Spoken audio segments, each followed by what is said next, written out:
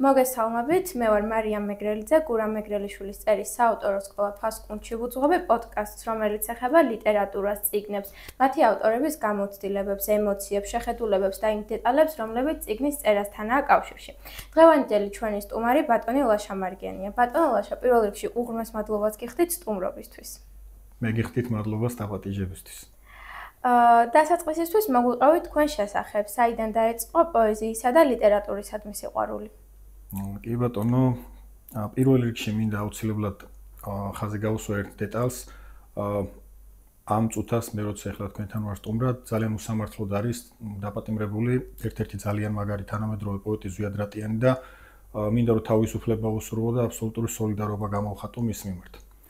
რაც შეეხება თქვენს კითხვას, თავიდან მე ზოგადად ხელოვნებასთან კავშირი მქონდა, ალბათ ყველა ბავშვი ეგრეა, მაგრამ განსაკუთრებულად მიყვარდა ხატვა. და მე ვცხოვრობდი სვანეთში. სადღაც 7 წლამდე იქ გავატარე სოფელში და მე უკვე 7 წლის რო გავხდი, მშობლებმა წამომიყვანეს რუსთავში. რუსთავში ვცხოვრობდი, სკოლაც იქ დავამთავრე. ძალიან რთულად გადავიტანე ეს პროცესი, იმიტომ რომ მე ბებიამ და ბაბუამ გამზარდეს და ბიძები იყვნენ ჩვენთან ერთად, მამაჩემის ძმები და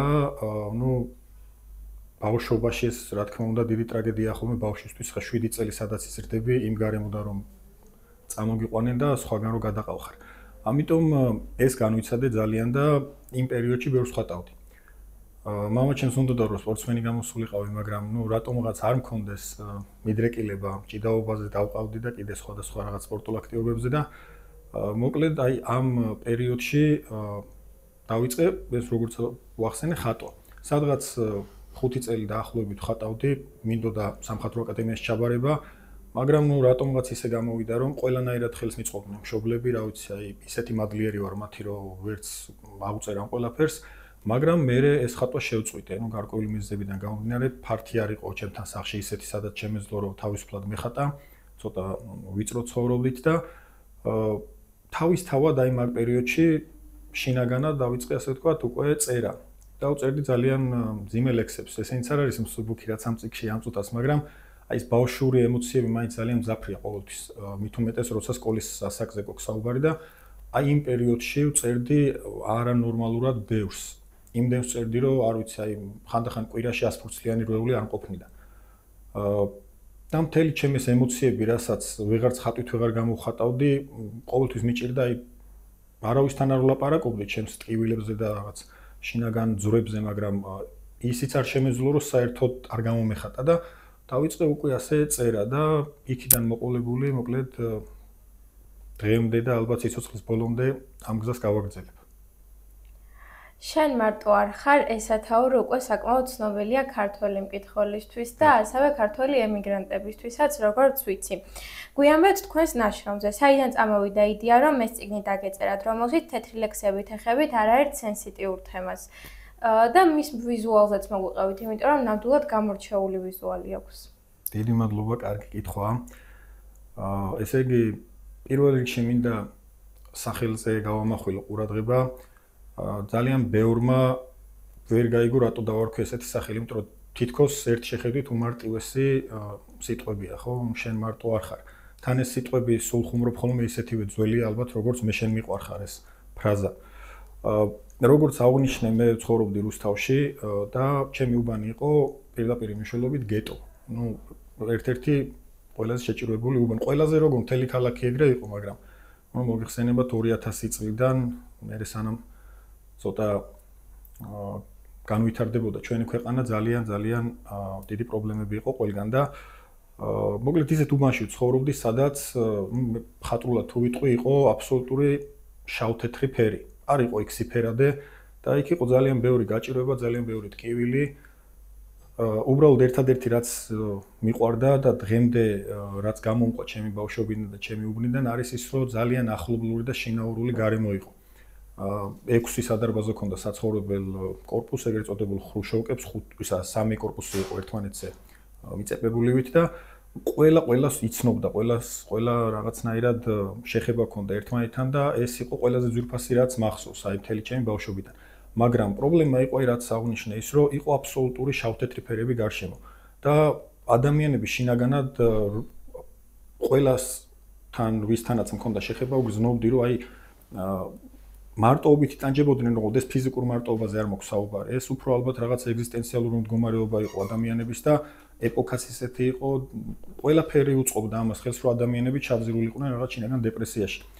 ამიტომ სულ აი იმ ბავშვობიდან, როცა წერა დავიწყე, ამ წუთამდე სანამ წიგს დავბეჭდავდი, ესე ვიტყვი, მქონდა იმისი შინაგანი მოთხოვნილება, რომ შემექმნა რაღაცა ისეთი, აი ნახატებიც რო ვახსენე, იქაც ამას ვცდილობდი. ჩემი ლექსები ახლა ვისაც წაკითხული აქვს, საკმაოდ ტკივილიანი ლექსებია და ჩემი ნახატები ვისაც უნახავს, აბსოლუტურად სხვა რაღაცა, ფერადია და სიცოცხლით სავსე და რაღაც ძალიან პოზიტიური.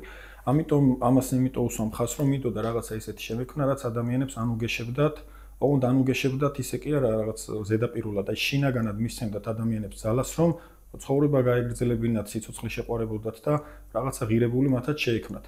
სახელი პირველ რიგში ერთ-ერთმა ადამიანმა მომწერა დაახლოებით 1 თვის წინ ესეთი წერილი, რომ როცა ეს წიგნი წავიკითხეო, პირველიო აზრიო რამაც თავში გამიელოა, იყო რომ სადღაც ჩემნაირიც არსებობს.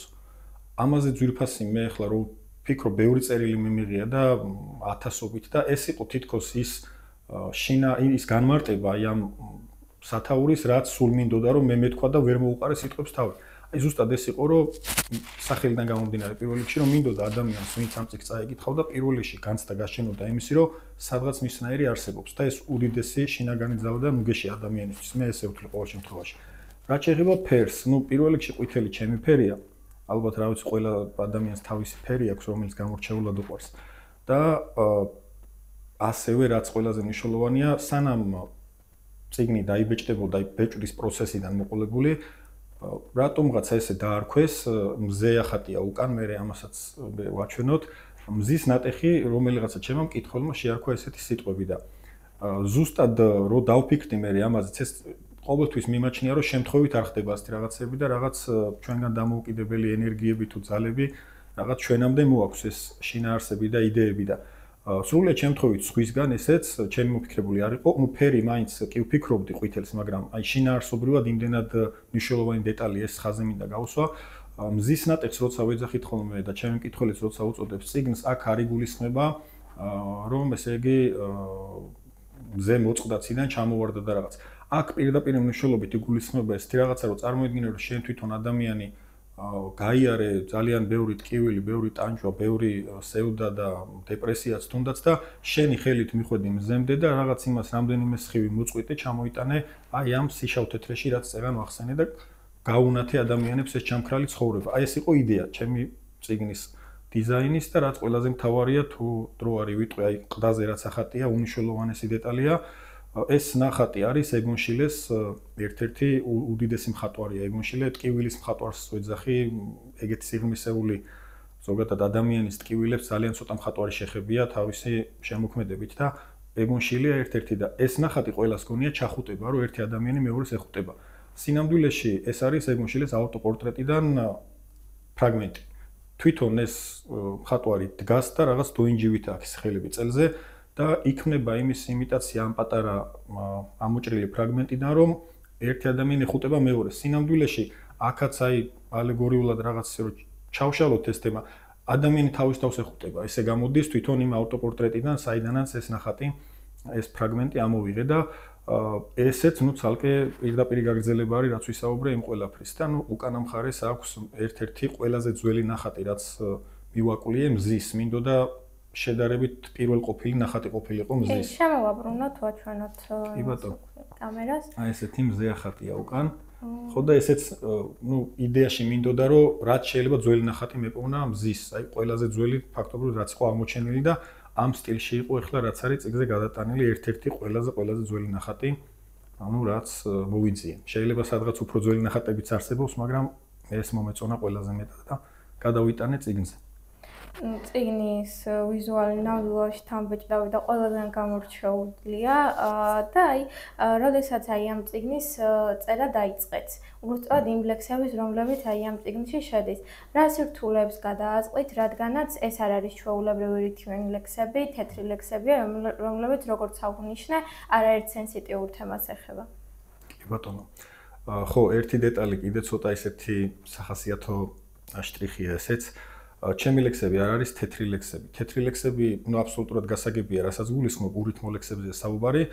უბრალოდ არ ვიცი, შეიძლება მე მაქვს ესეთი ხასიათი, მაგრამ მე ვეძახი ამ ლექსებს თავისუფალ ლექსებს. უბრალოდ თავისუფალ ლექსებს, იმიტომ რომ ბევრი მიმდინარეობა არსებობს, ძალიან ბევრი ურითმო ლექსების, არ ვიცი, დაწყებული ვერლიბრიდან 1000 რაღაცით გაგრძელებული, თავისი სტილი აქვს, თავისი წერის მანერა და კულტურა აქვს თითოეულ ურითმო ტიპის ლექსებს და მე როცა დავიწყე წერა, მე ვწერდი რითმიან ლექსებს. ანუ კონვენციურ ლექსებს ეძახიან. ბუნებრივი ამას გვერდს ვერ აუვლიდი, იმიტომ რომ როგორც ყველამ ალბათ სკოლიდან დავიწყე გალაქტიონით, ტერენტი გრანელით, რა ვიცი, ჩვენი კლასიკოსებით, ციფრყანწელებით, ლადო ასათიანით, მირზა გელოვანით და რა ვიცი, აი რომელი ერთი ჩამო ოთარ ჭილაძე და ასე შემდეგ და სიმართლე რო გითხრათ, ისეთ პერიოდში მომიწია სწავლა, როცა საერთოდ არავინ არ გიხსნიდა და გასწავლიდა რას ნიშნავდა ურითმო ლექსი. საერთოდ არ ვიცოდი ზოგადად ურითმო ლექსი თუ არსებობდა ესეთი რაღაცა და მე ის თაობა ვარ, აი სადღაც 2008-9 წლიდან შემოვიდა ინტერნეტი. აი ეს ხო სასაცილოდ ჟღერს და ჩემს უბანში ფიზიკურად არ იყო დაქცელვა ინტერნეტის, რომ ადამიანს ინტერნეტი ქონოდა. და კომპიუტერზე საერთოდ ფუფუნება იყო იმ პერიოდში და წოდომა არ გქონდა ამის თქმამი და თანამედროვე ხელოვნებაზე, მით უმეტეს ლიტერატურაზე და პოეზიაზე. წარმოდგენა არ მქონდა ვინსად რას წერდა, რას ქმნიდა, არ იყო ესე სოციალური სივრცე ესე ფართო მასშტაბებზე გასული და არ იყო ციფრული ეპოქა, ესე ვთქვათ, ბოლომდე შემოსული.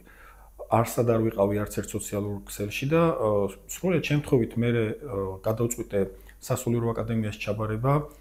ვემზადებოდი ერთ-ერთ სკოლაში, სადაც სპეციალური საგნებია, თუნდაც ერთ-ერთია კატეხიზმო და მაინც იქ უნდა მესწავლა, სხვაგან არ ისწავლებოდა და აი იმ პროცესში შემხვდა ძალიან მაგარი ადამიანი, ქართულის მასწავლებელი, ესე ვიტყოდი, რომელმაც გამიკვალა უბრალოდ გზა ამ მიმართულებით. და შემახვედრა თანამედროვე ავტორებს, ჩემზე იმ პერიოდში, დიდი სხვაობა იყო, იმიტომ რომ მე სკოლის მოსწავლე ვიყავ, ვამთავრებდი და ისინი სადღაც 8-9 წლით უფროსები იყვნენ ჩემზე და მოკლედ იქ გავიცანი და გავიგე საერთოდ რას ნიშნავდა თანამედროვე ხელოვნება, თანამედროვე პოეზია. მე უკვე მოძიება დავიწყე სხვადასხვა ავტორების და რა ვიცი, არაერთი ავტორი შემიძლია ჩამოვთვალო, რომლებიც სრულად შემთხვევით აღმოვაჩინე. ნაწილი ცოცხალია დღეს, ქმნის, ნაწილი სამწუხაროდ გარდაცვლილია. პირველი ვინც ძალიან დიდი გავლენა არა, უფრო ვინც დამეხმარა რაღაც რომ გამიაზრებინა რას მოიცავდა თანამედროვე ეს თავისუფალი სტილის ლექსები იყო კარლო კაჭარავა, რომელიც ტრაგიკულად დაიღუპა 90-იან წლებში, სოციალური თემატიკის პოეტი იყო, მერე ბაძაღუა არის ასეთი პოეტი, ძალიან მაგარი და ცოცხლებს ეხლა აი წეღანაც ვახსენე, ზვიად რატიანი, ნიკა ჩერქეზიშვილი, ბესიკ ხარანაული და რა ვიცი, შემიძლია კიდე გავაგრძელო ესია, რომლებიც უმეტესობა თეთრ ლექსს დავარქმევთ თავისუფალ ლექსს, ასეთი სტილის ლექსებს წერდნენ, სადაც რითმა არ არის. რითმიანებსაც წერდნენ, მაგრამ ძირითადად მაინც ასეთი ლექსებით არიან ძალიან ცნობილი მკითხველებში. და მეც მე რატომღაც თავისთავად მოხდა ეს, აი, როცა ადამიანს ალბათ ნიჭი გაქვს, თავისთავად მიყავხარ რაღაცა წერტილამდე ამ შენს ნიჭს, ოღონდ ძალიან დიდი შრომა სჭირდება, ამას უზარმაზარი და დავიწყე მე ასეთი ლექსების წერა. აი, როცა ასეთი ლექსების წერა დავიწყე, აი, იქ მივხვდი, რომ ეს იყო ის რაც ამაში შემეძლო მე თლიანად გამომეხატა ჩემი თავი, ჩემი სათქმელი უბრალოდ. იმიტომ რომ რითმიან ლექსებს აქვს თავისი ჩარჩოები, რომლებსაც ვერანაირად ვერ აცდები, ვერ აული გვერდს და გამიჩნდა ესეთი სურვილი, რომ აი იმ თავისუფალი ლექსის ჩარჩოებიდანაც თავისუფალი ყოფილიყო ჩემი ლექსები და მხოლოდ ყოფილიყო ლექსში ის მე რისი თქმაც მინდოდა და სხვა დანარჩენი რიტმი, რითმა, რაღაც თავისი წყობა ხერხემალი ეს ყველაფერი არ მაინტერესებდა და დღემდე ესე ვარ. მირჩევნია რომ ყველაზე უბრალო და ჩვეულებრივი სიტყვებით ვწერო და ყველაზე ჩვეულებრივმა და უბრალო ადამიანმაც გაიგოს ჩემი სათქმელი. და მინდა მიყვარს ისეთ ენაზე წერა, რა ენაზეც ადამიანები ფიქრობენ, ანუ აი ამის თქმა მინდა. არ მიყვარს როცა ლექს ჭირდება ახსნა, იქ რაღაცა წიაღსულებში ჩაყოლა. ყოველ შემთხვევაში მე ესე ვფიქრობ, თორე ბევრი შეიძლება არ დამეთანხმოს. და იქიდან გამომდინარე, პრობლემა იყო ის, რომ პირველი ძალიან რთულად მიიღო ჩემმა სამეგობრომ, იმიტომ რომ როგორც მე თვითონაც როგორც ვახსენე, წარმოდგენა არ მქონდა თავისუფალ ლექსზე და ვერ გებულობდნენ ეს რანაირი ლექსები იყო, საერთოდ ლექსი რატო ერქვა ამას, ვერ გებულობდნენ. მე მქონდა ესეთი პრობლემა, რომ რამდენიმე ადამიანს ვისი აზრის მნიშვნელოვანი იყო ჩემთვის, რომ წავაკითხე ბავშვობაში ესეთი რაღაცები არ მოეწონათ და მირჩიეს, რომ რამე ხელსაქმე მესწავლა და გავყოლოდი სხვა მიმართულებას და დამენებებინა ამ ლექსების წერისთვის თავი. მე იყო კიდე ის რომ ძალიან მიჭირდა ფართო აუდიტორიის წინაშე წარდგენა ჩემი შემოქმედების მით უმეტეს მე თუ უნდა წამეკითხა ფურცლიდან ან ნებისმიერი მობილურიდან იქნებოდა საიდან და ძალიან ახლა კომპლექსები არ მქონდა, მაგრამ ცოტა ისეთ ჩაკეტილი პიროვნება ვიყავი მაშინ. მე შემთხვევით აღმოჩნდი ერთ-ერთ ლიტერატურულ წრეში, სადაც ყოველ პარასკევობით ტარდებოდა პოეტური საღამოები. რუსთაველის 23 ნომერი იყო, თუ სწორად მახსოვს. შეკრება ხდებოდა ხოლმე ახალგაზრდების და იქ გავიცანი ჩემი ერთ-ერთი ყველაზე ახლო მეგობარი, არაერთი ბესტსელერის ავტორია. ოღონდ ახლა მთლიანად პროზაშია გადართული, მაშინ ლექსებს წერდა და მეც თავისთავად უკვე აქ შევყევი ამ ასე ვთქვათ პოეტურ საღამოების შეკრებებს და იქ ისე მოხდა რომ გავაკეთე მაშინ აი Facebook-ი, არ მქონდა მანამდე და სადღაც არ ვიცი, ალბათ ერთ თვეში ლიმიტიც კი შემევსო იმდენმა დავამატა მეგობრებში და გამიჩნდა ძალიან დიდი мотиваცია იმისი, რომ თითქოს შინაგანად ვიგრძენი, რომ ადამიანებს აინტერესებდათ, რასაც ვქნიდი და მათთვის რაღაცა ღირებულების, შინაგანი პოეტური ღირებულების მომტანა იყო ჩემი შემოქმედება და აი იმის მერე გადავლახე მთლიანად ეს ბარიერები და მე გადავერთე უკვე თანამედროვე მსოფლიო მასშტაბის ავტორებზე და ძალიან ბევრი რაღაცა მომცა ამ ყველაფერმა ამის თქმა მინდა, იმიტომ რომ დღესდღეობით უდიდესი შესაძლებლობა აქვს ყველას, ვისაც სურვილი აქვს, რასაც მოუნდება შექმნის და ნებისმიერ ინფორმაციას მოიძიებს და მე აი ამის პრობლემა მქონდა ყველაზე მეტად, რომ შემეცნება მინდოდა და არ მქონდა საშუალება რითიც შევიმეცნებდი და დიდი გზის გავლა დამჭირდა სამწუხაროდ. როდესაც მე თქვენს ნაშრომს ასე თუ ისე გავეცანი და წავიკითხე ლექსების უმეტესობა, ჩემთვის ყველაზე დიდი შთაბეჭდილება მოახდინა ლექსი, რომელიც გიწერიათ მამაზე. ეს როგორც ჩემი ერთ-ერთი რიგითი მკითხველის პირადი დამოკიდებულება და თქვენი წიგნიდან აი ყველაზე მეტად რომელი ლექსი მოგწონთ, აი თუ გაქვთ გამორჩეული ლექსი და ნუ რა ისტორია აქვს ამ კონკრეტულს? ეს რთული კითხვაა.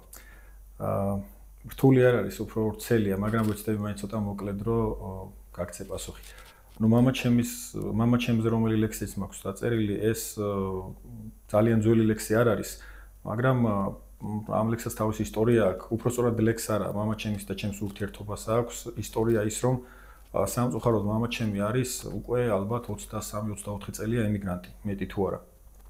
ოღონდ თავისი ნების სურვილის საწინააღმდეგოდ, რა თქმა უნდა, არ ეხალისება საზღვარგარეთ ცხოვრება და იქ მუშაობა, მაგრამ მოუწია წავიდა და დარჩა და ესპანეთში არის, მოქალაქეც გახდა უკვე იმდენი ხანი იქით არის და მთელი ბავშვობა ჩემიც და ჩემი და-ძმის რა თქმა უნდა ისე გავიდა და დასრულდა ეს ჩვენი ბავშვობის პერიოდი, რომ მამა ჩემი სულ ალბათ რამდენიმე კვირით თუ ჩამოვიდოდა 2-3 წელიწადში ერთხელ და ეს იყო ძალიან დიდი ტრაგედია ჩემთვის და დღემდე ესეა. მან ერთი ლექსი არის ციკში, რომელსაც მტევანი ქვია, დედა ჩემიც და მამა ჩემიც არის იმ ლექსში ნახსენები და ზოგადად ემიგრაციის ეს ძალიან დიდი ტკივილი. აი ეს წერან რო ვახსენე სკოლას რო ვამთავრებდი, მანამდე რაღაც არ მქონდა ეს შინაგანად მაინც და მაინც მამა ჩემთან ყოფნის სურვილი და მოთხოვნილება. არ ვიცი რატომ, მაგრამ ეტყობა იმას აქ შეესია და სკოლა რო დავამთავრე, აი ეს პირველი წელი იყო ჩემთვის, არ ვიცი, აი ეგეთი სტრესული წელი ცხოვრებაში არ მქონია. იმიტომ რომ აი ცოტა ისე სასაცილოა ხოლმე, სასაცილო საერთოდ არ არის, მაგრამ ეღიმებათ ხოლმე როცა ყვები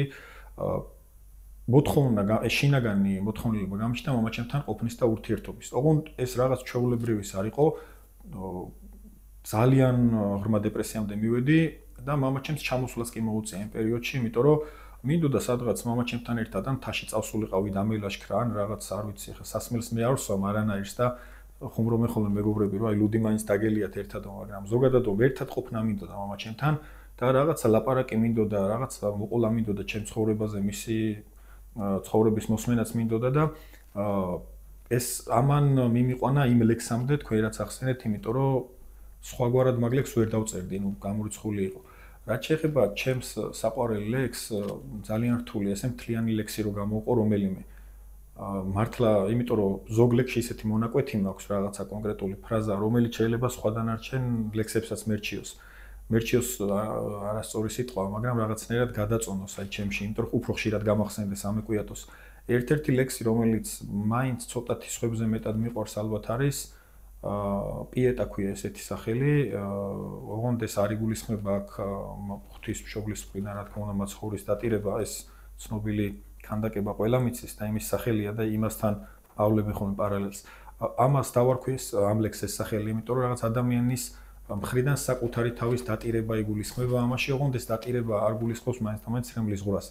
აქ იგულისხმება ვერ ვიხსენებ რომელი ავტორის სიტყვებია, ესეთი ფრაზა წავიკითხე რამდენიმე წლის წინ, რომ ადამიანის დანიშნულება ტრაგიკულია ამ სამყაროშიო და ეს რო გავიაზრე და ჩავუღრმავდი ამ სიტყვებს, აი აქამდე მიმიყვანა, რომ ადამიანი სანამ საკუთარ თავს არ გამოიტირებს აი ამ მდგომარეობით, გამოიტირებს და დაიტირებს, ესე ვიტყოდი. მანამდე ვერ შეიცნობს თავის თავს, საკუთარ თავთან ვერ გამონახავს საერთო ენას. და ეს მით უმეტეს თავის ტკივილებთან და ამ ლექსს დასაწყისიც სულ ისეთი აქვს, რომ რამდენიმე მონაკვეთია, სადაც სულ ესე იწება ღმერთო და გრძელდება. სხვადასხვა მონაკვეთებია ჩამოთვლილია, როგორი ესე აი ღმერთო დრო რამდენი დამრჩა და იქიდან პასუხი უпростоრად მე საკუთარ თავში ფიქრობს, არ ვიცი რისთვის და ამავდროულად უნდა ადამიანს სიცოცხლე და დრო, მაგრამ არ იცის რისთვის. მე იქვე არის კიდე ბევრი მსგავსი ფრაზები არის. ერთ-ერთი ძალიან ცნობილი ფრაზა იმდენგან შემხვდა სოციალურ სივრცეში, ღმერთო მაპატია რომ ჩემი ფიქრები გესმის, ესეთი ფრაზაა და შემდეგ ფიქრებიც მაპატიებია. ეგ ლექსი არის ალბათ მაინც რომელიც ცოტა გამორჩეულად მიყვარს და კიდე ერთი ლექსი, ოღონდ იმას სათაური არ აქვს. უბრალოდ ესე იწყება ასეთი ვარ. ასე იწყება და ძალიან მიყვარს ეგ ლექსიც. სანამ იმდენად უბრალო ხარ, რომ არ შეგიძლია ქარის მოტანი, იმიტომ რომ ზურგი შეაქციო. ესეთი წარმომედგენია ჩემი თავი. და ვცდილობ რომ ესეთი ვიყო ყოველ შემთხვევაში. ძალიან დიდი მადლობა ამ პასუხისთვის. რა რჩევას მისცემდით იმ მომავალ ავტორებს, რომლებიც ამ სტილში აპირებენ სათქმელის გადმოცემას? დიდი მადლობა კიდევ ერთხელ ესეთ საინტერესო კითხვისთვის. რჩევის მიცემა ყოველთვის მიჭირს, იმიტომ რომ რთული ადამიანს, სანამ ადამიანი თვითონ არ გაივლის რაღაც ცხოვრების იმ ეტაპს, რაც იმ გამოცდილებას მისცემს, რა გამოცდილებითაც დაუშვათ მე მინდა რომ ვურჩიო, ხოლმე მანამდე მაინც ძალიან რთულია დაგიჯეროს და გაითვალისწინოს, მაგრამ რჩევა ყოველთვის ასიკეთოა, ეს არის ყველაზე მნიშვნელოვანი. რაც შემიძლია ვუთხრა ახალგაზრდებს, ახლა ახალგაზრდა პოეტი რომ ესმის ხოლმე და დამწყები პოეტი, ეს ფრაზები ძალიან არ მიყვარს. პოეტია ყოველთვის მაშინაც როცა დამწყებია და სანამ ცოცხალია სიცოცხლის ბოლომდე. უბრალოდ აქ საუბარია იმაზე, რომ რაღაცა გზა მაინც გასავლელი აქვს და მე თვითონ საკუთარი თავიდან გამომდინარე ვსაუბრობ ყოველთვის და ჩემთვის ერთ-ერთი ყველაზე მნიშვნელოვანი დეტალი, რაც პოეზიაშია, ეს არის გულწრფელობა. თუ ავტორი, პოეტი ამ შემთხვევაში არ არის გულწრფელი, ჩემთვის პირადად ძალიან რთულია ასეთი პოეზიის წაკითხვა. ეგრევე იგრძნობა, როგორც კი წაიკითხავ ლექსს, რა ვიცი, აი ხელის გულზე დევს ხოლმე ეს გულწრფელია თუ არა. აქ არ იგულისხმება რა თქმა უნდა რაღაცა ბიოგრაფიული გულწრფელობა ადამიანის. აქ არის საუბარი იმაზე, რომ შენი სათქმელი რაც გადმოგაქვს ფურცელზე, შენი უნდა იყოს ის პირველ რიგში, უნდა უსმენდეს საკუთარი გულის ხმას, ეს ძალიან მნიშვნელოვანია და როცა ოღონდ ძალიან რთულია ეს აუცილებლად უნდა გაითვალისწინონ. თავიდან ყოველთვის არის გავლენები, საყვარელი ავტორები, საყვარელი პოეტები, სხვაგვარად შეუძლებელია, როცა ახალი დაწყებული აქვს ადამიანს წერა, მაგრამ რაღაცა ეს ყველაფერი უნდა დაეხმაროს საკუთარი ხმის პოვნაში. როცა საკუთარ ხმას იპოვნის, საკუთარ ხმასთან ერთად მეორე პოულობს საკუთარ სათქმელს. სათქმელში იგულისხმობ იმას, რომ მან უნდა წეროს ისეთი შემოქმედება, რასაც მის გარდა სხვა ვერავინ ვერ დაწერდა. ეს დამოკიდებულია მის პოეტურ ხედვაზე, იმიტომ რომ პოეზია თავიდან ბოლომდე არის ხედვა. რაღაცას ხედავ ისე, რასაც სხვა შენს გარდა ეგრე ვერ დაინახავს, აი ამის თქმა მინდა. და სულ ჩემი მეგობრის ლექსიდან მახსენდება ხოლმე ესეთი სიტყვები, სკვერში, სადაც ათობით ჯანსაღი და ნედლიხი არის გამხმარი ფიჭვის ძირში დავჯექიო. აი ესეთი რაღაცაა პოეზია. იმ ერთს უნდა ხედავდი, რასაც ვერავინ ვერ ხედავს. იმას უნდა უყურებდი რაღაც შენი კუთხიდან და აი გულწრფელობაც აქედან გამომდინარე არის მე. შენ თუ მართლა არ გტკივა და არ განიცდი და შენს სულში, შენს გულში და პირდაპირ მნიშვნელობით არ იგულისხმებ, მაგრამ შენს სისხლში არ გამოატარე შენი სათქმელი. რთულია რომ ის ლიტერატურულად და პოეტურად ღირებული იყოს, თორემ წერით ძალიან ბევრი წერს, ათასობით და უფრო მეტიც. მაგრამ საბოლოოდ რჩება ის, რაც რჩება, რამდენიმე ერთეული ან ათეული ლექსი. და ეს არის ძალიან მნიშვნელოვანი. და ხო, ერთი უმთავრესი, რომ ტაშის ხმას არ უნდა აყვნენ. თუ ადამიანი და შემოქმედი ამ შემთხვევაში აყვა იმ მოთხოვნას, რაც მკითხველს აქვს და რასაც მკითხველი ითხოვს, ხო, საკუთარ ხმას და საკუთარ სათქმელს ყოველთვის დაკარგავს. ეს არის ძალიან მნიშვნელოვანი. ხო, ეს შემიძლია ვურჩიო ბრჭყალებში და თუ ვინმე გაითვალისწინებს, იმედი მაქვს, რომ გამოადგება. უმრავლესი მადლობა სტუმრობისთვის. ძალიან საინტერესო საუბარი შედგა და თქვენი სურვილი იყო, რომ რაიმე პატარა მონაკვეთი წაგვიკითხოს თქვენი შემოქმედებიდან. კი ბატონო, ეს ლექსი დავწერე, ჩემი მეგობრის მამა გარდაიცვალა და იმ ღამეს დავწერე ეს ლექსი, იმიტომ რომ ბევრი სურვილი გქონდა და ყველაფერი ვეღარ მოვასწარით სამწუხაროდ, უსფად გახდა ცუდად. რამდენიმე დღე იყო ცუდად და ვეღარ გაუძლო და დაიღუპა და აი მაგ დღეს დავწერე ეს ლექსი. რა თქმა უნდა, როცა წაიკითხავენ, ახლა არავის აზრად არ მოვარო, ასეთ მდგომარეობაში და ასვითარებაშია დაწერილი, მაგრამ მაინც ძალიან მიყვარს ეს ნაწერი. სათაური არა აქვს. როცა ადამიანს ჭირდები, სხვა ყველაფერი უნდა დაივიწყო უკან დასაბრუნებელი გზის ჩათვლით და მიხვიდე მასთან. ერთი წუთითაც არ უნდა მიატოვო, ერთი წამითაც არ უნდა გაიხედო სხვა მხარეს.